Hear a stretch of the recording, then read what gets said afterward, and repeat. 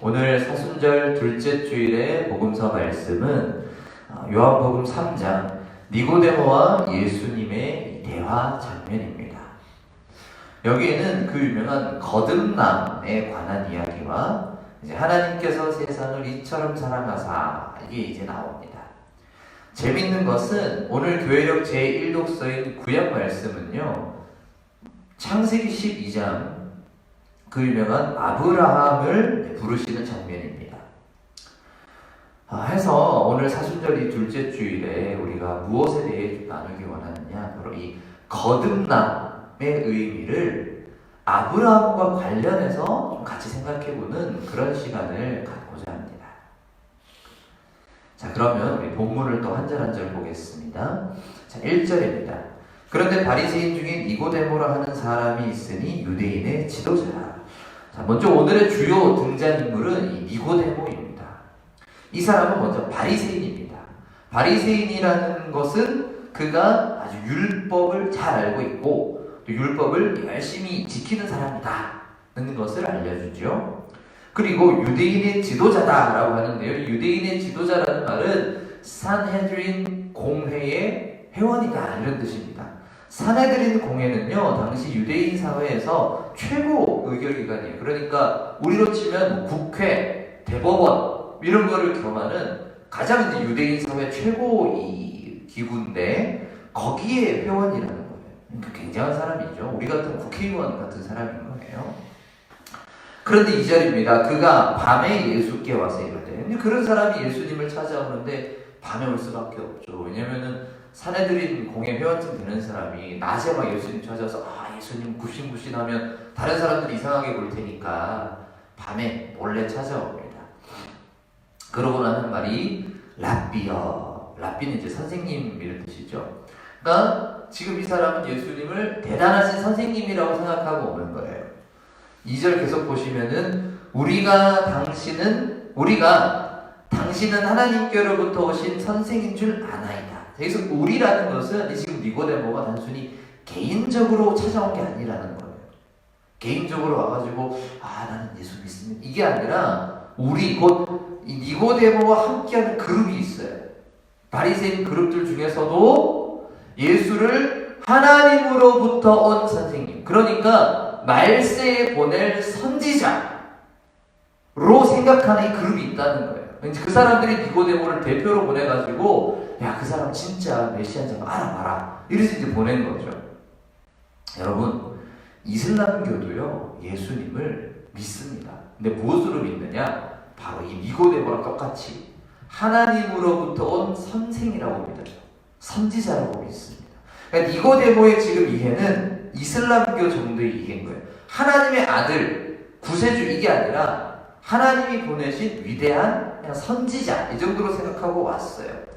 근데 왜 그렇게 생각하느냐? 2절 계속 보시면 하나님이 함께 하시지 아니하시면 당신이 행하시는 이 표적을 아무도 할 수 없음이니이다. 표적 때문입니다. 기적 때문에 찾아온 거예요. 이 기적은 아마도 우리 바로 앞에 나오는 그 가나의 혼인잔치에서 물을 포도주로 바꾸는 그 기적이겠죠.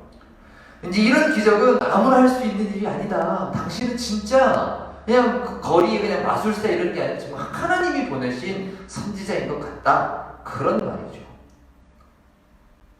그런데 예수께서 갑자기 이렇게 대답하십니다. 3절. 예수께서 대답하여 이르시되 진실로 진실로 내게 이르노니 사람이 거듭나지 아니하면 하나님의 나라를 볼 수 없느니라. 이게 또 갑자기 무슨 소리일까요? 제가 보니까 당신은 진짜 하나님이 보낸 선지자인 것 같습니다 라고 얘기하는데 갑자기 사람이 거듭나지 않으면 하나님의 나라를 볼 수 없다. 정말 당신은 정말 대단한 사람인 것 같아요 하니까 야, 다시 태어나야 돼. 뭔가 너무 안 맞는 대화 같아요. 지금 예수님이 이 얘기를 하시는 것은 뭐냐면 지금 니고데모의 생각, 또 니고데모뿐만 아니라 니고데모로 대표되는 유대인 그룹 전체의 생각을 교정하고자 함입니다. 그게 무슨 생각이냐? 바로 이 니고데모로 대표되는 이 바리새인 집단, 이 유대인 그룹의 생각은 뭐냐면 하나님의 나라에 들어가려면 하나님의 나라에 들어가는 그 기준이 뭐냐? 바로 도덕적이고 윤리적이고 종교적인 행위라고 생각했습니다. 내가 뭘 해야 된다 이거예요. 쉽게 말하면 주일 성수 잘하고 11조 잘 내고 새벽기도 안 빠지고 그리고 뭐 직장에서도 착하게 살고 교통법규 안 어기고 거짓말 안 하고 그렇게 하면 내가 하나님 나라에 들어갈 것이다 라고 생각한 겁니다. 그게 바리새인들의 생각이었어요. 그런데 예수님은 뭐라고 하시느냐? 그게 아니라는 겁니다. 그게 아니라는 거예요. 주일 성수 잘한다고 천국 가는 게 아니라 11조 잘 낸다고 복 받는 게 아니라 하나님의 나라를 네가 보고 싶냐? 그럼 너 다시 태어나야 된다 라고 하시는 거예요. 그런데 여기서 이제 거듭난다 라고 하는 이 표현을 헬라어로 보면 이게 거듭이라는 이 말이 두 가지 뜻이 있습니다. 하나는 우리가 이제 번역하는 것처럼 다시 again 이라는 뜻이 있는데요. 또 다른 뜻이 있는데 이게 뭐냐면 위로부터 from above 위에서부터 라는 뜻이 있습니다. 그러니까 거듭난다는 것은 뭐냐? 다시 태어난다는 뜻도 되지만 이것은 단순히 생물학적으로 다시 태어나는 이게 아니라 위로부터 다시 말해 영적인 생명으로 다시 태어나야 된다라는 말입니다. 근데 영적으로 다시 태어나면 대체 뭔 말일까요? 니고데모도 이게 무슨 잘 이해가 안 갔던 모양입니다. 4절 보십시오. 니고데모가 이르되 사람이 늙으면 어떻게 날 수 있사옵나이까? 두 번째 모태에 들어갔다가 날 수 있사옵나이까? 아니 거듭 다시 태어나라니 그럼 어머니 뱃속에 들어갔다가 다시 이게 뭔 소리입니까? 니고데모 우리랑 똑같은 거예요 사실. 그러니까 예수님이 얘기해 주시는 게 5절입니다. 예수께서 대답하시되 진실로 진실로 내게 이르노니 사람이 물과 성령으로 나지 아니하면 하나님의 나라에 들어갈 수 없느니라. 여러분 이 5절을 잘 보시면요 3절하고 비교해서 보십시오. 여러분 3절과 5절을 비교해서 보시면 이게 구조적으로 매우 비슷합니다. 자, 3절은 거듭나지 아니하면 하나님의 나라를 볼 수 없다. 5절은 물과 성령으로 나지 아니하면 하나님의 나라에 들어갈 수 없다. 그러니까 이제 똑같은 구조인데 뭐랑 뭐가 이렇게 같이 병렬로 배치되느냐? 거듭난다, 물과 성령으로 난다. 그리고 하나님의 나라를 본다, 하나님의 나라에 들어간다. 이게 이제 같이 연결되는 거예요. 그러니까 다시 말해 거듭난다는 게 뭐냐? 물과 성령으로 태어나는 겁니다. 그러면 이제 물과 성령으로 태어나는 게 뭐냐? 여기로 이제 연결돼야겠죠? 자, 거듭나야 하나님 나라에 갑니다. 내가 열심히 교회를 다니고 출석을 하고 직분을 달고 교회를 섬기고 성가대하고 학교 주일학교 봉사하고 이거 한다고 하나님 나라 가는 게 아니고 거듭나야 돼요. 그럼 거듭나는 게 뭡니까? 물과 성령으로 태어나야 돼요. 그럼 물과 성령으로 태어나는 게 뭡니까? 어떤 사람들은 이거를 물세례 성령세례라 그러는데요. 그거는 자기들 마음대로 끼워 맞추는 겁니다. 요한은 그런 식으로 물세례 성령세례라고 이렇게 설명해 준 적이 없어요. 그럼 이게 뭘까? 여러분 이것은 에스겔 36장 25절에서 27절을 봐야 됩니다. 여러분 펜을 가지고 계시면은 이 성경책 이쪽에다가 물과 성령 여기 옆에다가 겔 36이라고 써놓으시면 좋아요. 이게 에스겔 36장 25절에서 27절을 반영하는 겁니다. 이거는 제 개인의 얘기가 아니라 많은 신학자들이 공통으로 이야기하는 거예요. 에스겔 36장인데요. 자, 우리 에스겔 36장 우리 함께 한번 찾아보겠습니다. 에스겔 36장을 한번 같이 봤다가 다시 돌아올 거예요. 에스겔 36장은 구약성경 1208쪽입니다.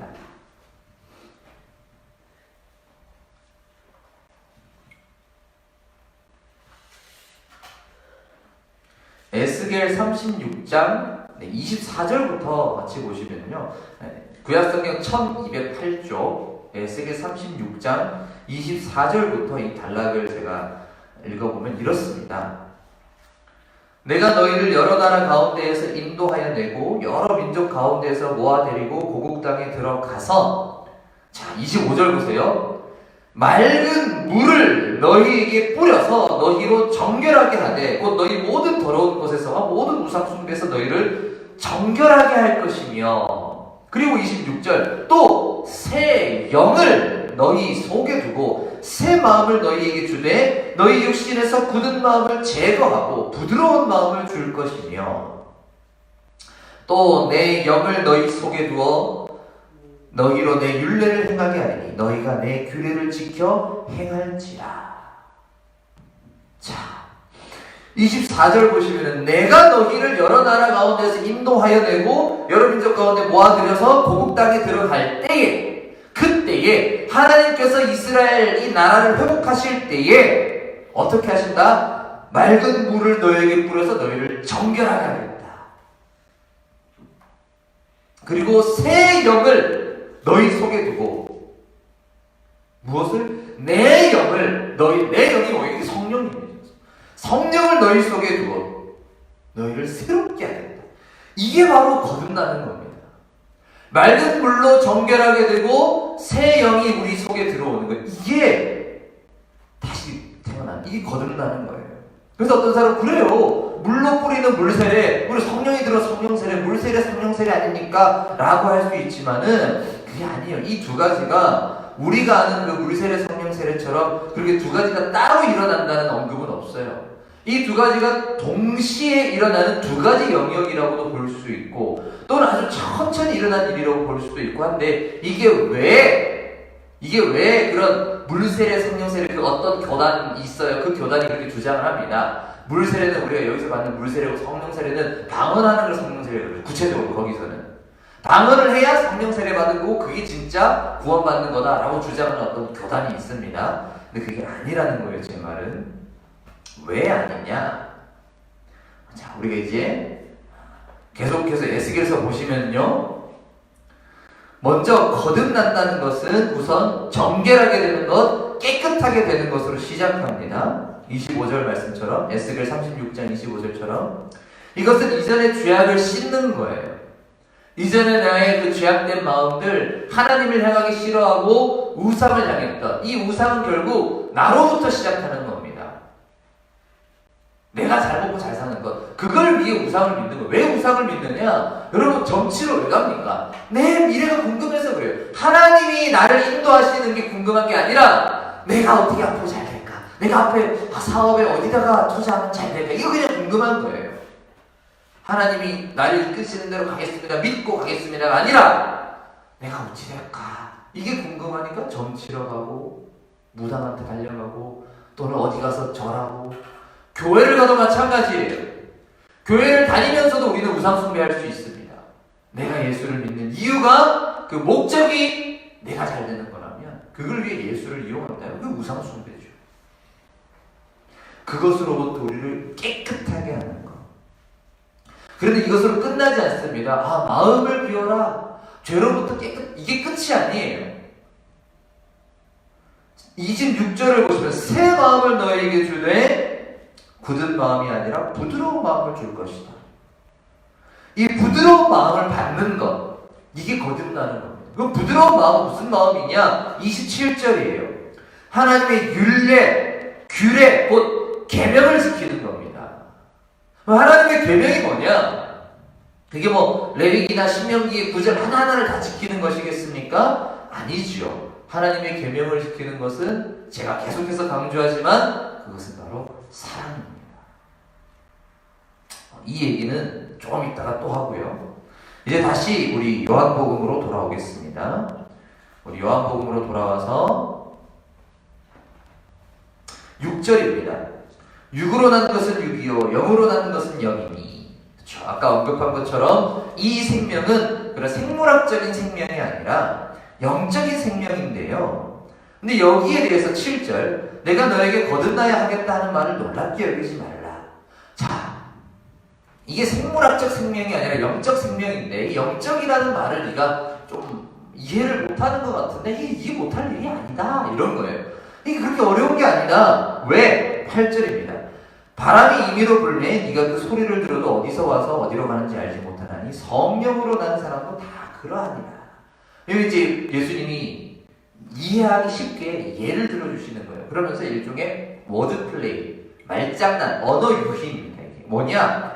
자, 바람이 임의로 불매라고 하는데요. 여러분 재밌는 것은 이 성령을 헬라어로는 푸뉴마라고 하고요. 히브리어로는 루아흐라고 하는데 이게 둘 다 성령이라는 뜻도 되지만 바람이라는 뜻도 있습니다. 둘 다.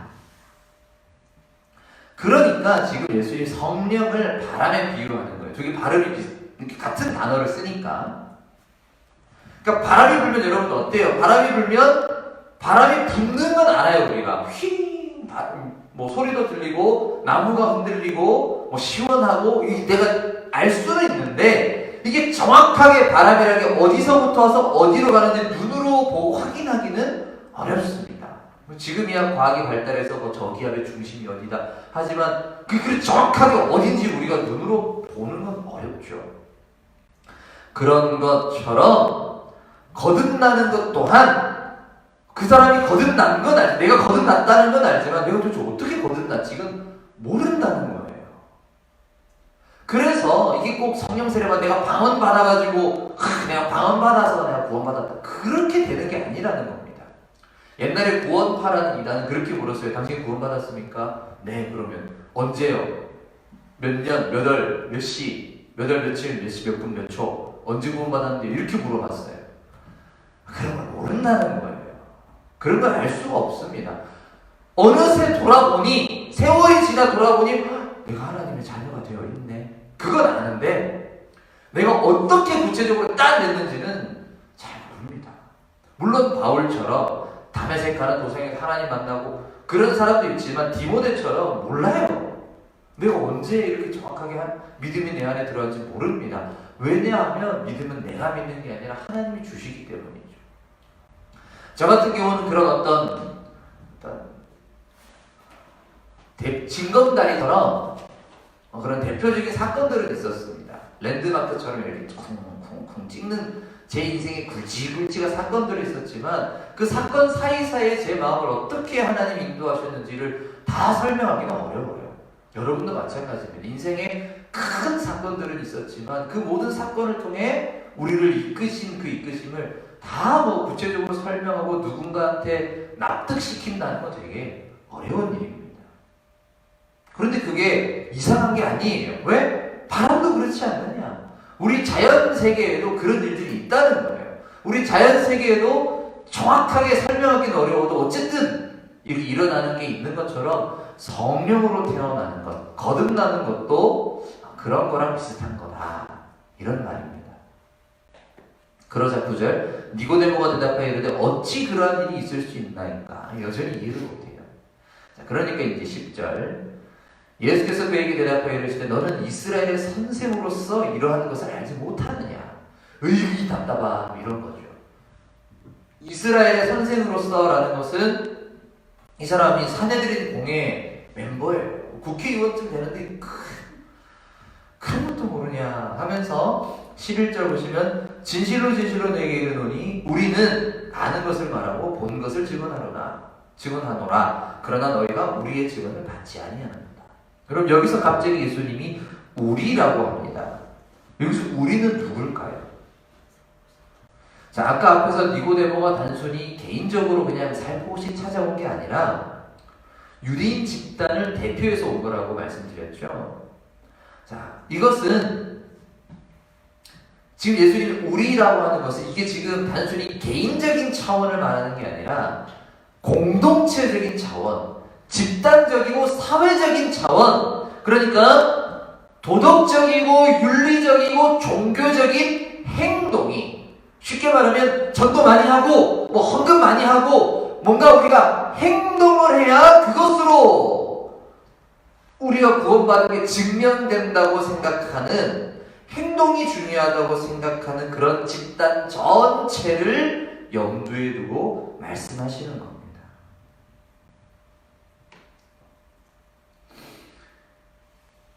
12절입니다. 내가 땅의 일을 말해도 너희가 믿지 아니하거든. 하물며 하늘의 일을 말하면 어떻게 믿겠느냐.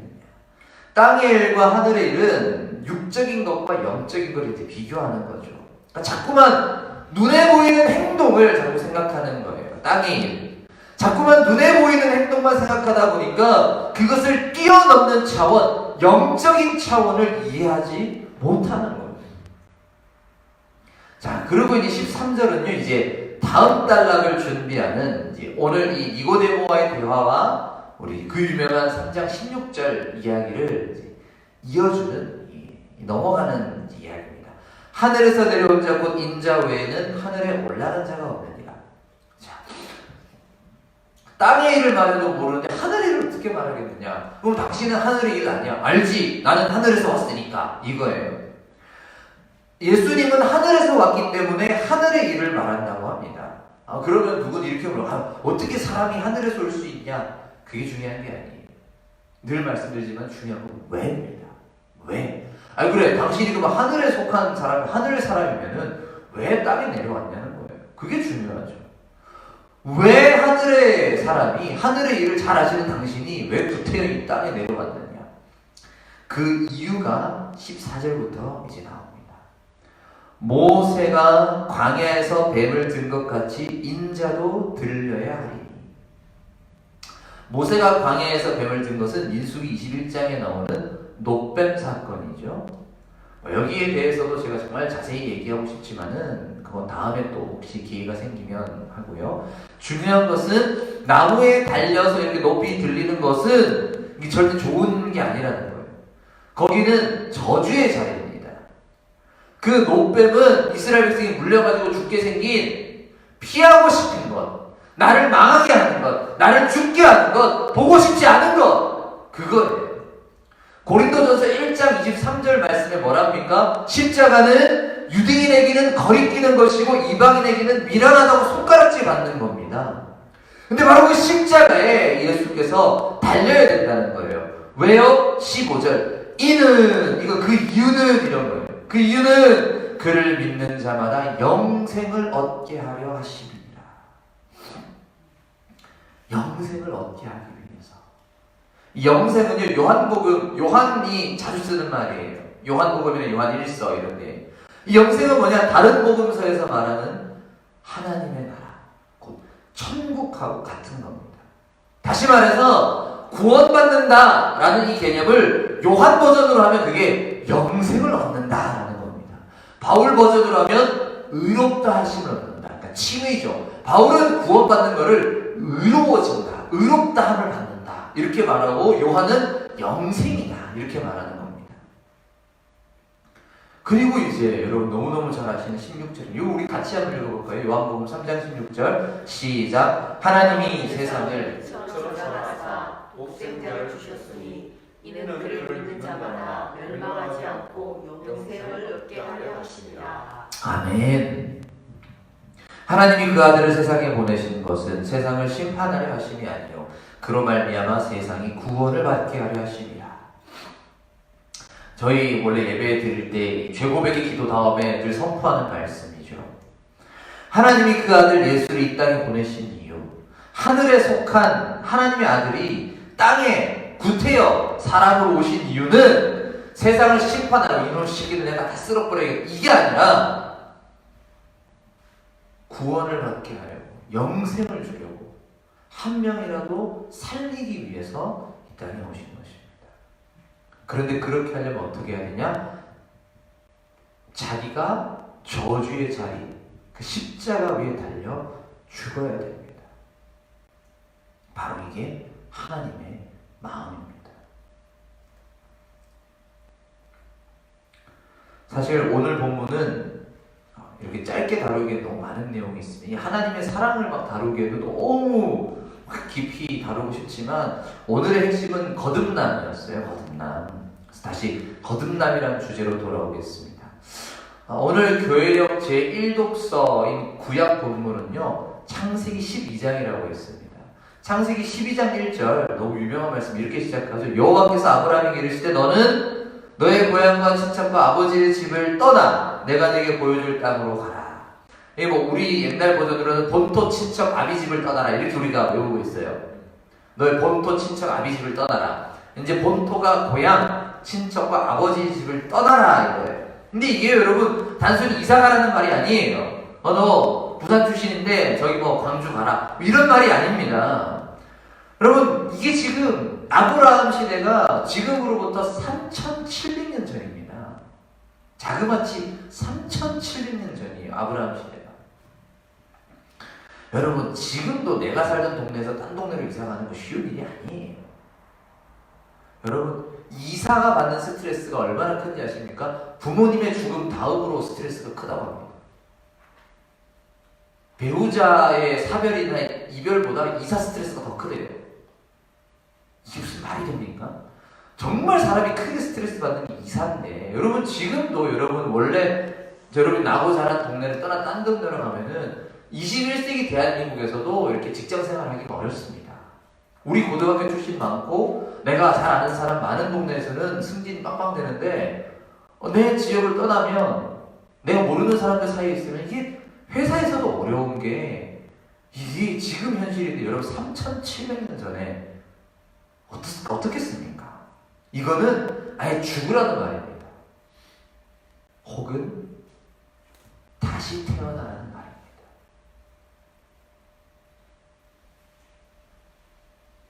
여러분, 다시 태어난다는 것은 나에게 익숙했던 것들과 결별하라는 것입니다. 그게 다시 태어나는 거예요. 죽었다가 다시 태어나는 겁니다. 신분 세탁하는 사람들 어떻습니까? 옛날에 뭐 그런 영화 많잖아요. CIA 이런 데 요원이었다가 이제 그 옛날 과거를 다 씹고 이제 돌아오는 사람 어떻게 합니까? 내 과거를 다 지웁니다. 그러고 새 인생을 살죠. 그러는 사람은 내 과거를 다 잊고 그냥 뭐 어디 마트 직원으로 일하면서 사람들을 몰라요. 우리나라도 이번에 그런 영화 나왔더라고요. 과거에 뭐 무슨 뭐 킬러나 뭐 이런 거였는데 그냥 과거 다 씹고 웹툰 작가 한 사람 권상우가 주연한 영화 이번에 잠깐 나왔었더라고요. 코미디 영화인데 그런 것들이 있어요. 나에게 익숙했던 과거와 결별하는 것, 이게 다시 태어나는 겁니다. 예전에 내가 아닌 새로운 인생을 사는 것. 그런데 이것을 또 오늘 제가 인용했던 에스겔 말씀하고 또 연결해서 생각해보면 그것은 무엇이냐? 우리의 마음이 새로워지는 겁니다. 나에게 익숙했던 마음, 나에게 익숙했던 생각과 결별하는 것입니다. 그럼 그 익숙한 마음, 익숙한 생각이 뭐냐? 오늘 교회는 제2독서 서신서 본문이 뭐냐면 로마서 4장인데요. 로마서 4장 2절은 이렇게 말합니다. 만일 아브라함이 행위로서 의롭다 하심을 받았으면 자랑할 것이 있으려니와 하나님 앞에서는 없느니라. 자, 유대인의 조상 아브라함이, 아브라함하고 또 연결되는 말씀이에요. 로마서 4장이. 우리 조상 아브라함인데 아브라함이 하나님 앞에 의롭다 하심을 받을 때, 의롭다 한다는 건 아까 바울 버전으로 구원이 의로움이라 그랬잖아요. 아브라함이, 하나님께서 아브라함을 택하시고 너는 내 마음 쏟는다 하고 이렇게 아브라함을 언약 맺고 하실 때 아브라함이 행위로서 의롭다 하심을 받았느냐 이거예요. 행위로서 받았느냐? 아니라는 거예요. 아브라함이 12장 1절에서 하나님 앞에 부르심을 받을 때 아브라함이 한 건 아무것도 없습니다.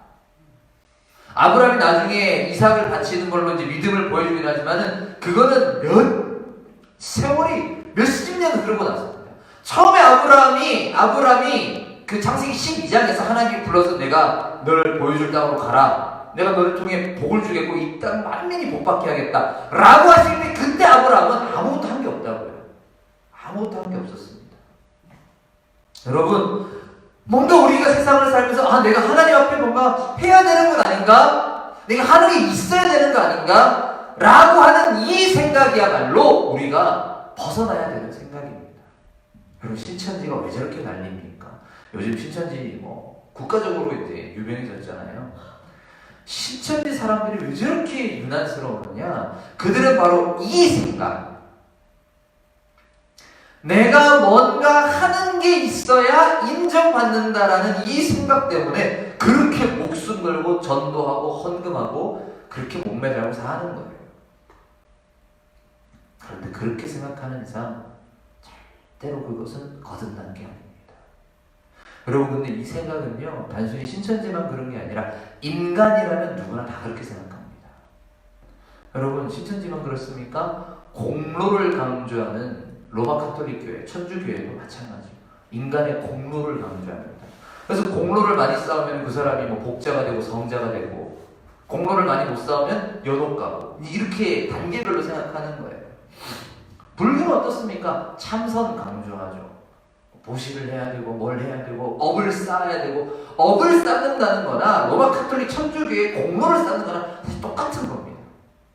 이슬람교도 마찬가지. 거기도 복종 강조합니다. 신에 대한 철저한 복종, 순종, 이걸 강조해요.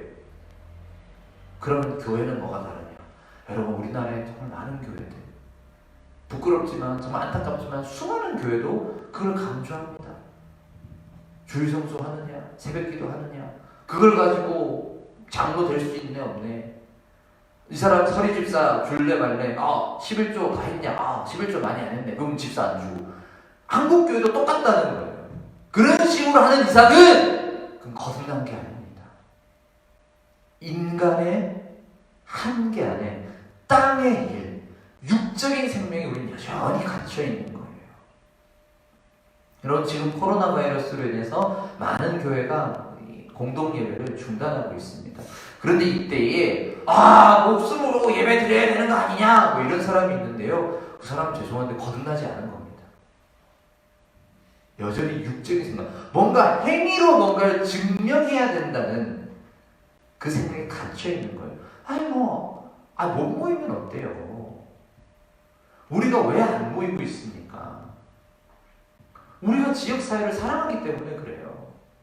혹시나 우리가 너무 많은 사람이 모였다가 이것 때문에 혹시 막 퍼질까봐 우리가 지역사회를 위해서 일부러 우리가 참고 있는 것이지, 우리가 누가 우리한테 협박해가지고 무섭다, 야 우리 그냥 예비지, 이게 아니잖아요. 우리는 오히려 더 많은 사람의 유익을 위해서 우리를 포기하고, 우리도 같이 모여서 예배드리고 같이 밥 먹고 얼마나 좋아요. 근데 일부러 우리의 즐거움을 내려놓고 지역사회를 섬기고 있는 겁니다. 여러분,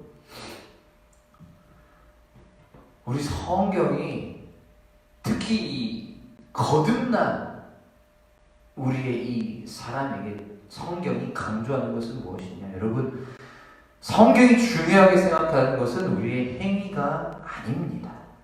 네가 뭘 하느냐, 그게 중요한 게 아니에요. 중요한 것은 그 행위의 밑바닥에 있는 동기입니다. 왜 그렇게 하느냐예요. 왜? 여러분이 만약에 오늘 이곳에 안 나왔어요. 저희 가족들이 이렇게 계신데, 여기에 왔다고 해서 죽일 놈도 아니에요. 여기 안 왔다 그래서 이상한 사람도 아닙니다. 왔느냐 안 왔느냐가 중요한 게 아니라 왜 왔느냐, 왜 안 왔느냐, 그게 중요한 겁니다. 똑같이 이 예배당에 안 나왔어도 어떤 사람은 혹시 우리가 돌아다니다가 혹시나 바이러스를 내가 옮기면 어떡해, 그래서는 안 되니까 집에 있어야지 라고 하면은 아주 선한 일이죠. 잘됐다, 내가 교회 가기 싫었는데 귀찮았는데 너무 안 가고 잘됐네, 코로나 바이러스 덕분에 집에 있고 너무 좋다, 그러면 나쁜 거죠. 그건 뭘 했느냐가 중요한 게 아니에요. 왜 했느냐가 중요한 겁니다. 왜? 어떤 동기로 우리가 이렇게 하느냐. 여러분, 그것이 바로 오늘 인용한 에스겔서에서 말하는 마음입니다. 새 영을 너희 속에 주어서, 새 마음을 주어서, 굳은 마음이 아니라 부드러운 마음을 주겠다. 이게 마음이 새로워지는 겁니다. 거듭난다는 것은 이 마음이 새로워지는 겁니다. 생각이 달라지는 거예요.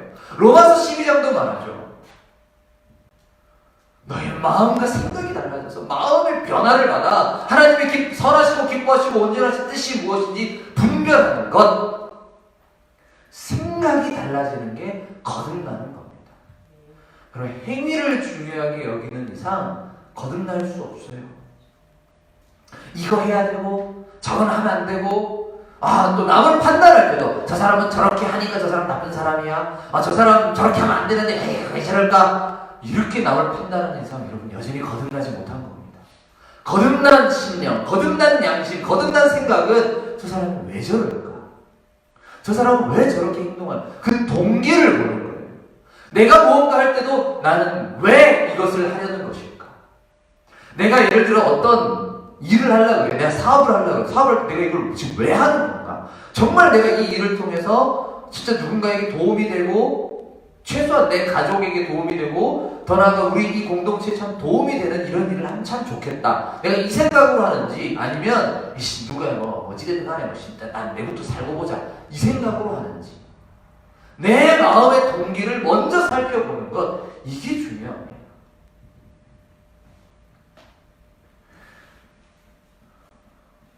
거듭나는 것은 위로부터 태어나는 것이라 했습니다. 위로부터 태어난다는 것은 우리의 기준을 우리에게 두는 것이 아니라 하나님께 두는 것입니다. 쉽게 말하면은 우리가 나를 판단하거나 남을 판단할 때에도 상대평가가 아니라 절대평가로 바꾼다는 거예요. 여러분 상대평가, 절대평가가 뭐냐? 쉽게 말하면 상대평가는 그 안에서 이렇게 퍼센티지를 나눠서 상위 몇 프로는 A 주고 그 다음 몇 프로는 B 주고 이렇게 하는 겁니다. 그러니까 이건 어떻게 되냐면 쉽게 말하면은 우리끼리 서로 치고받는 거예요. 여러분 신천지 보십시오. 신천지는 14만 4천 명 안에 들어가기 위해서 저렇게 죽기 살기를 하는 겁니다. 왜? 그게 상대평가거든요. 지금 신천지가 거의 30만 명 가깝잖아요. 근데 그 30만 가까운 사람에게 14만 4천 명만 자꾸 천국 간다고 자꾸 주장을 하니까 어떻게 되겠습니까? 내가 14만 4천 1등 되면 지옥 가는 거예요. 14만 4천 안에 들려고 저렇게 죽기 살기로 하는 겁니다. 내가 쟤보다 더 많이 전도해야 되고 내가 쟤보다 많이 헌금 내야 되고 그래야 내가 사니까. 여러분 이게 하나님의 뜻이겠습니까? 도대체 그 사람들은 도대체 우리 하나님을 뭐라고 생각해요? 그러니까 이단이고 나쁜 놈인 겁니다. 그렇게 가르치는 또 교회가 있다면 이번에 장로 TO가 5명인데 한 10명이 후보를 놓고 이 5명 안에 들어야 당신 장로 될 수 있으니까 열심히 하세요. 이 나쁜 놈이에요. 나쁜 목사입니다. 그거나 거듭나지 않은 거예요. 우리는 그렇게 판단하지 않습니다. 여러분 절대평가는 그렇죠. 절대평가는 뭐다? 커트라인 안에만 들면 다 그냥 A 주는 겁니다. 다 그냥 통과하는 거예요. 근데 그 커트라인이 뭐냐? 하나님의 커트라인이 무엇이냐? 바로 사랑입니다. 하나님이 우리를 판단하시는 기준은 딱 하나입니다. 사랑입니다. 그런데 먼저는 하나님의 사랑을 아는 것입니다. 하나님이 세상을 이처럼 사랑하사 독생자를 주셨으니 이는 저를 믿는 자마다 멸망하지 않고 영생을 얻게 하려 하심이라. 바로 이 하나님의 사랑을 아는 것입니다. 그리고 그 사랑을 알았다면 이제 그 사랑으로 다른 사람을 사랑하는 것입니다. 마지막으로 요한일서 4장 11절 읽음으로 말씀을 맺겠습니다. 요한일서 4장 11절 제가 성경 전체에서 가장 사랑하는 말씀이 요한일서 4장 10절과 11절인데요. 우리 요한일서 4장 11절 마지막으로 함께 읽어볼까요? 신약성경 392쪽입니다. 신약성경 392쪽 요한일서 4장 11절 함께 읽겠습니다. 사랑하는 자들아 하나님이 이같이 우리를 사랑하셨은즉 우리도 서로 사랑하는 것이 마땅하도다. 아멘. 여러분 이렇게 우리가 서로 사랑함으로써 먼저는 하나님의 사랑을 깊이 아는 저와 여러분이 되고 또한 그 사랑으로 우리가 서로 사랑함으로써 오늘 우리가 당하고 있는 이 어려움 또한 이겨낼 수 있기를 주님의 이름으로 축원합니다.